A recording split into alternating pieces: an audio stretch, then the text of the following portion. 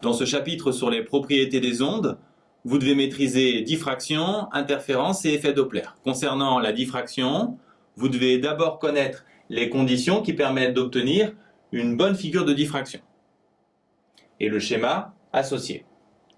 Vous devez en particulier savoir que la figure de diffraction est perpendiculaire à la fente. En termes de formule, vous devez savoir que θ est environ égal à lambda sur A. Vous devez pouvoir restituer la démonstration qui permet d'établir la formule reliant lambda et D et d'utiliser cette formule pour déterminer soit lambda, soit D, soit A. Sur les interférences, vous devez connaître l'expérience des fentes Young et son schéma, ainsi que la formule de l'interfrange.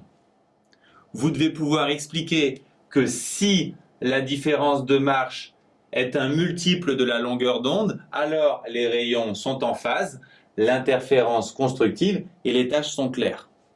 Si la différence de marche est égale à une demi-longueur d'onde plus un nombre entier de longueurs d'onde, alors les rayons sont en opposition de phase, l'interférence destructive et les tâches sont sombres.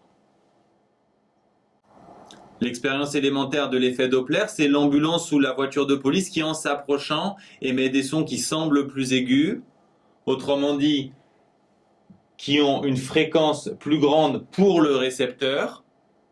À l'inverse, la période semble plus petite, et puisque la longueur d'onde est proportionnelle à la période, ce qui est vrai pour la période, l'est aussi pour la longueur d'onde. Pour trouver les formules dans le cas où le véhicule s'éloigne, c'est très simple, il suffit d'inverser les signes.